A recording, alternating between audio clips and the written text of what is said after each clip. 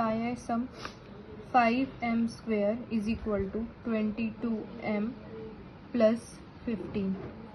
कसं सॉल्व करायचं आहे ह्याला? फॅक्टरायझेशनमध्ये आपण काय करतो? फॅक्टर्स काढतो.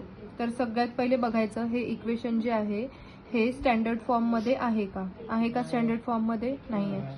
स्टँडर्ड फॉर्ममध्ये आणायला आपल्याला काय करावं लागेल? इट शुड बी लाईक दिस. हा 22m इकडे येणार LHSला, प्लस 22 आहे इकडे आला तर काय होणार? मायनस 22m प्लस 15 LHSला गेल्यावर minus 15 is equal to 0. Now this is a standard form. What is a standard form?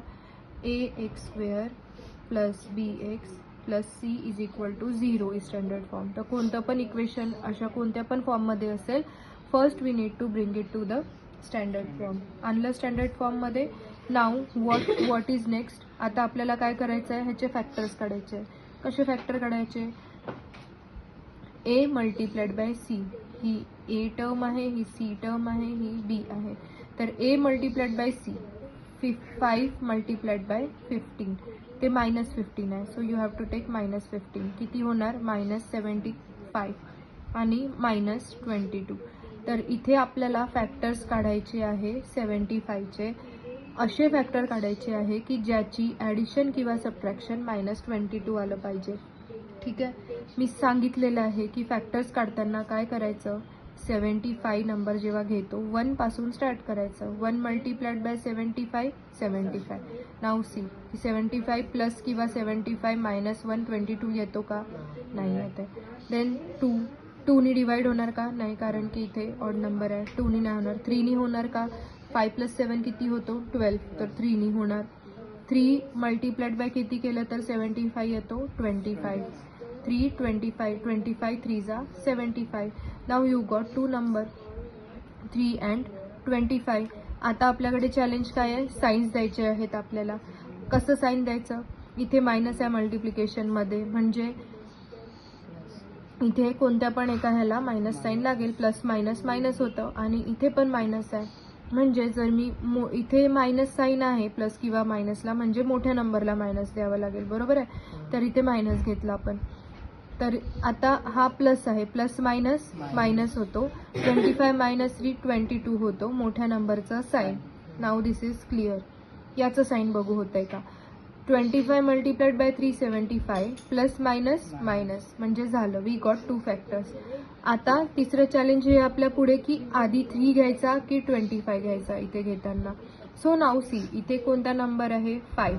5च्या टेबलमध्ये 3 येतो की 25 येतो? Which number is divisible by 5? 3 और 25? 25. सो 25 आपण आधी घेऊ, 3 नंतर लिहू. का बरं 3 जर नंतर लिहिला आपण तर होऊ शकतं का? 3च्या टेबलमध्ये 25 येतो. 15 इज डिव्हिजिबल बाय 3. सो आता लिहिताना कसं लिहिणार आपण? 5m² तसंच असणार. फक्त ह्याच्या जागी हे मायनस 22च्या जागी काय लिहिणार आपण? हे number. What is that sequence? Plus 3m minus 25m. ठीक आहे. हे ह्याच्या जागी हे 2 नंबर आलेत. नंतर मायनस 15 इज इक्वल टू 0. 25 22च्या 25 प्लस मायनस मायनस 25 मायनस 3 22 मोठ्या नंबरचं साईन आलंय. बरोबर. आणि 25 मल्टिप्लाइड बाय 3 75 हे पण आलं. आता आपल्याला कॉमन काढायचं आहे. तर कॉमन कसं काढणार? या 2 नंबरमध्ये काही होतंय का? नाही. आपण बोललो होतो आधी की आपण 25 इथे घेणार, इथे 3 घेणार. ठीक आहे. सो 5m² ही स्टेप नाही करायची. का बरं नाही करायची? कारण ह्या 2 नंबरमधून कॉमन येत नाही आहे. का बरं हे सांगितलंय? हे लिहिण्याचं तात्पर्य आहे की यू शुड नो की इथे याच्यातून पण काही कॉमन निघत नाही, ह्याच्यातनं निघू शकतो, पण ह्या नंबरमधनं काहीच कॉमन निघत नाही. So we have to write 25 here. 25 काय आहे? 5m² minus 25m plus 3m minus 16 is equal to 0. आता आपण कॉमन काढू शकतो. ठीक आहे. ह्या 2 मधलं काय कॉमन निघणार? 5. 25 म्हणजेच 5 मल्टिप्लाइड बाय 5 इथे पण करून ठेवा. 15 म्हणजेच 3 मल्टिप्लाइड बाय 5. हे जर तुम्हाला कॉमन काढता येत नसेल तर असं करून ठेवायचं. इथला जो नंबर आहे त्याने कितीला मल्टिप्लाय केलं? 5 आणि m कॉमन निघणार. का बरं? कारण इथे 5 आहे, इथे पण 25 मध्ये 5 आहे. m दोन्ही पण कॉमन आहे म्हणून हे काढलं.